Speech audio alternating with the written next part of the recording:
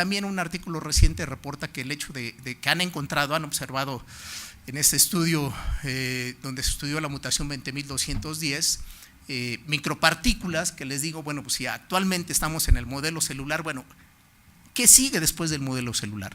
Estudiar las microvesículas y el rol que tienen las microvesículas, las micropartículas, los NETs en el modelo celular y el rol que tienen tanto en la fisiología como en la etiopatogenia de la trombosis es muy importante. Es un artículo que se me hizo interesante porque, bueno, tratan de resolver de que en pacientes que tienen esas mutaciones, comparado con el grupo control, es más frecuente la observación de estas micropartículas que están forradas de factor tisular. Evidentemente, no solamente hay mayor riesgo de tener el primer evento trombótico, también se ha estudiado que el paciente que tiene una trombofilia primaria tiene mayor riesgo de retrombosis y que es un tema importante. Por ejemplo, el caso que vimos tuvo una retrombosis incluso estando con terapia anticoagulante. Esto, bueno, ha sido reportado, era incongruente que si el paciente con trombofilia primaria tenía recurrencias, sabía que para el primer evento trombótico lo tenía. Esto lo publicó hace algunos años la doctora Agnes Lee en una publicación donde hace una revisión en relación a esto. En relación a la 20.210, bueno, pues sabemos que la protrombina se codifica en el cromosoma 11, fue descrito, ya les dije, en 1996 por Purr y por Fritz Rosendahl. Existe una sustitución de la guanina por adenina, se llama G20.210 adenina, y esto produce un incremento del nivel de la protrombina y por eso se precipita al final un evento trombótico. Hay que considerar que tenemos que estudiar el tipo de población. En México en realidad no tenemos un perfil completo, sí se han estudiado, se han hecho estudios en la Ciudad de México, se han hecho estudios en Puebla, en otras partes, por supuesto, pero no tenemos un perfil de todo el país de cuál es la frecuencia. Esto precipita fundamentalmente una trombosis venosa.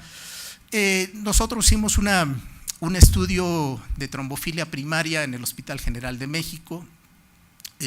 Básicamente estudiamos 184 pacientes donde tanto trombos arteriales como trombosis venosa. Se le hizo la mutación 20.210, también se estudió factor 5 Leiden, se estudió la mutación del factor 5 Cambridge y encontramos, me voy a saltar, es el factor 5 Leiden, también se le hizo el factor 5 Cambridge. Encontramos 2 mutaciones del factor 5 Leiden, Cambridge no encontramos, 4 mutaciones 20.210, parte de ese el propósito de lo que estamos estudiando, y encontramos otros trastornos. Quiere decir que sí es importante estudiarlo. Esto fue publicado en una revista de cirugía y cirujanos, otra revista del Hospital General, para reportar esta situación. Es muy importante cómo calificar el riesgo de recurrencia en trombosis. Ok, nos preocupa mucho saber que tiene una deficiencia hereditaria. Bueno, ya lo descubrimos, sí tiene una deficiencia hereditaria. ¿Qué sigue? O sea, ¿cuánto tiempo hay que dar la anticoagulación? Y bueno, es parte de lo que nos va a presentar el doctor Kenneth Bauer. Simplemente me adelanto. Riesgo de recurrencia en trombosis. Nuestro paciente tuvo una recurrencia. ¿Le suspendemos la anticoagulación o le seguimos la anticoagulación? Evidentemente son algunos factores. Se le llama provocado cuando, por ejemplo, el paciente sometió a una cirugía y tuvo una trombosis. No provocado, pues es aquel paciente donde aparentemente no hay un factor que haya precipitado un cuadro trombótico. Antecedentes clínicos, la historia familiar es importante y el estudio de la trombosis para identificar si hay un riesgo de recurrencia. Por ejemplo, la genética de la trombosis venosa, el riesgo de recurrencia. Se sabe que trombofilia de alto riesgo son estas deficiencias, riesgo moderado, por ejemplo, la mutación 20.210, y de bajo riesgo, por ejemplo, les pongo elevación de factores de la coagulación, por ejemplo, en esta publicación que se hizo. Otros factores de riesgo para recurrencia se han reportado, se han publicado, ahí viene la referencia en cuanto a la duración de la anticoagulación. Por otro lado, se sabe que el paciente que tiene una trombosis idiopática o no provocada, no conocida, tiene mayor riesgo de recurrencia contra aquello que yo ya sé que el paciente a lo mejor estaba tomando terapia hormonal de reemplazo, anticonceptivos orales o tenía una cirugía. Entonces, al suspender el factor que lo provoca, evidentemente disminuye el riesgo de recurrencia. Sin embargo, aquellos que son idiopáticos no puedo identificar cuál es la causa y evidentemente eso puede hacer que el paciente tenga una recurrencia. Quiere decir que eso tiene implicaciones para la terapia anticoagulante. No es lo mismo que a los 3 o 6 meses yo suspenda la terapia o que yo decida incrementar esta terapia. La pregunta sigue siendo, ¿cuánto tiempo le voy a dar de tratamiento a esos pacientes? ¿Toda la vida?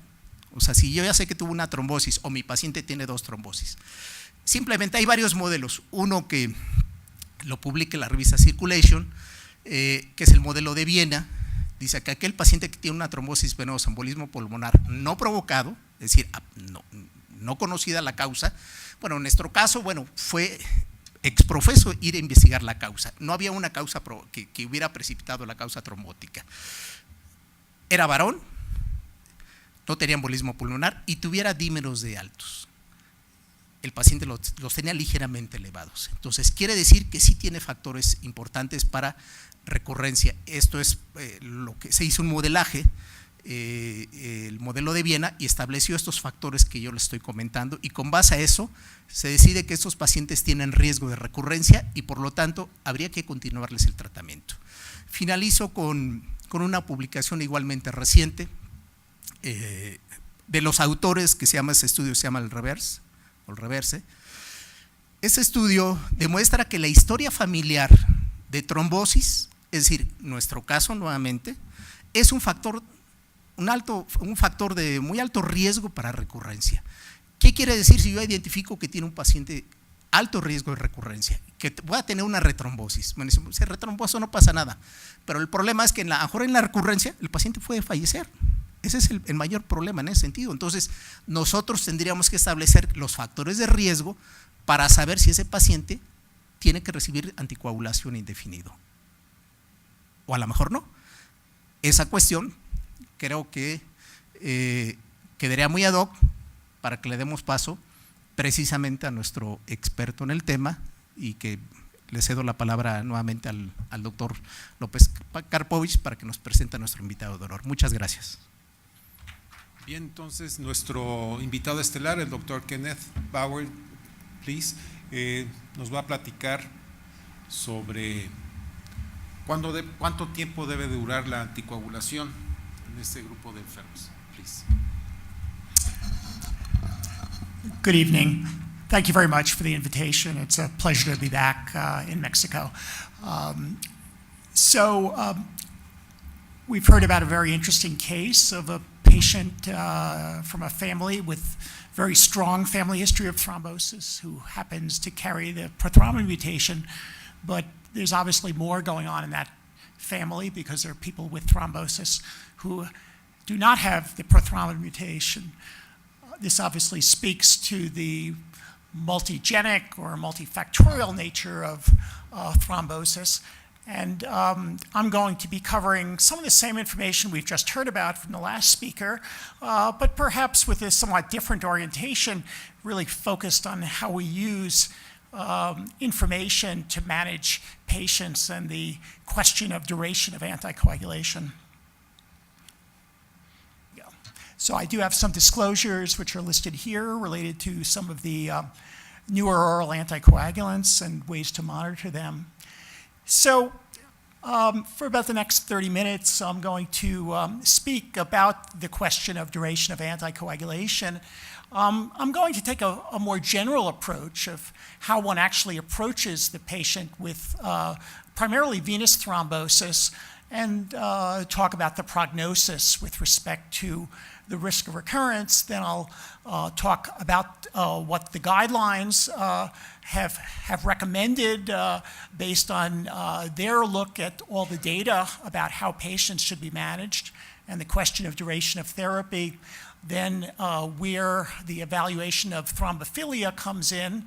And I might say that the patient population I'm talking about is not the type of fairly extreme patients we saw about with a very, very striking family history, but the more general patients we'll see where one individual will come with thrombosis without a family history, or there may be some family history, but it's not particularly strong.